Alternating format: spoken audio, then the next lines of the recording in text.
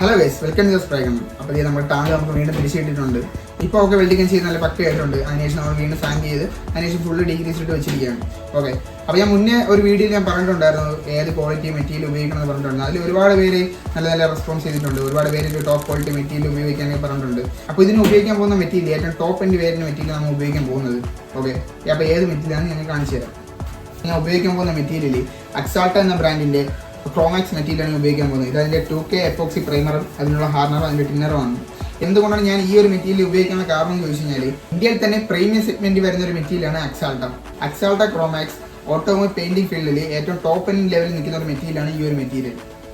അതുമാത്രമല്ല, എനിക്ക് പേഴ്സണലി എനിക്ക് ഏറ്റവും ഇഷ്ടമുള്ള മെറ്റീരിയൽ അക്സാൾട്ട ക്രോമാക്സ് മെറ്റീരിയലാണ്. ഇതിൽ ഏത് പ്രോഡക്റ്റ് എടുത്താലും നല്ല ക്വാളിറ്റി തരുന്ന മെറ്റീരിയലാണ് എല്ലാം.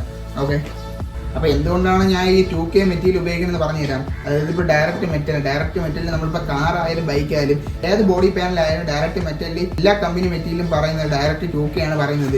ഇങ്ങനെ ആരും ചെയ്യാറൊന്നുമില്ല. ഇപ്പം നമ്മൾ കാർ വർക്ക് ചെയ്യുന്നവരായപ്പോൾ ഇതൊന്നും ചെയ്യാറില്ല. അപ്പോൾ എപ്പോഴും കമ്പനി പറയുന്നത് ഡയറക്റ്റ് മെറ്റലിൽ എപ്പോക്സിയാണ് പറയുന്നത്. ഓക്കെ, പിന്നെ എന്താണ് 2K മെറ്റീരിയൽ അല്ലെങ്കിൽ എന്താണ് 1K മെറ്റീരിയൽ എന്നുള്ള ഇതിനെപ്പറ്റിയുള്ള എല്ലാ ഡീറ്റെയിൽസും ഞാൻ മുന്നിട്ട് ചെയ്തിട്ടുണ്ട്. ഞാൻ ഡിസ്ക്രിപ്ഷനിൽ കൊടുക്കാം. അപ്പോൾ നമുക്കിത് മിക്സ് ചെയ്യാനായിട്ട് 3Mൻ്റെ PPS പെയിൻറ്റ് പ്രിപ്പറേഷൻ സിസ്റ്റം കപ്പിൽ നമുക്ക് മിക്സ് ചെയ്യാം. അപ്പോൾ ഇത് മിക്സ് ചെയ്യാണ്. ഇതിൻ്റെ ഹാർണർ നമ്മൾ എപ്പോഴും ശ്രദ്ധിക്കേണ്ടതാണ്. ഇതിൻ്റെ ഹാർണർ ഒന്നെങ്കിൽ പെട്ടെന്ന് കട്ട് ചെയ്യപ്പോൾ ഇതിൻ്റെ ഹാർണർ അത്രത്തോളം കെമിക്കലാണ് ഇതിൻ്റെ ഹാർണർ ഉള്ളത്. നമ്മൾ സാധാ 2K പ്രൈമർ അല്ലെങ്കിൽ നമ്മൾ ക്ലിയറിൽ വരുന്ന ഹാർണർ അതുപോലെ അല്ല.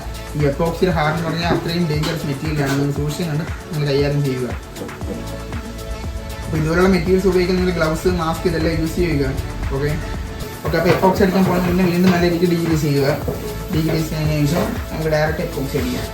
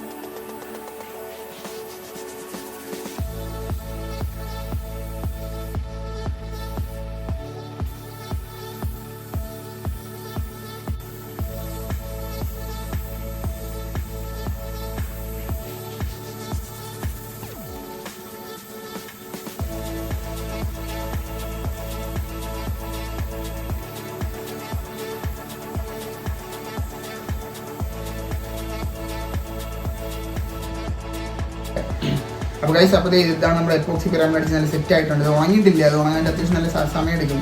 നിങ്ങൾക്ക് ഇതിൽ കാണാൻ സാധിക്കില്ല എത്രത്തോളം ഡെൻറ്റും കുഴികളും കാര്യങ്ങളെല്ലാം ഉണ്ടെന്ന് നിങ്ങൾക്ക് കാണാൻ സാധിക്കും. അപ്പോൾ അടുത്ത പ്രോസസ്സ് പുട്ടി ആപ്ലിക്കേഷനാണ്. അപ്പോൾ അടുത്തൊരു വീഡിയോ വരാം. ബൈ.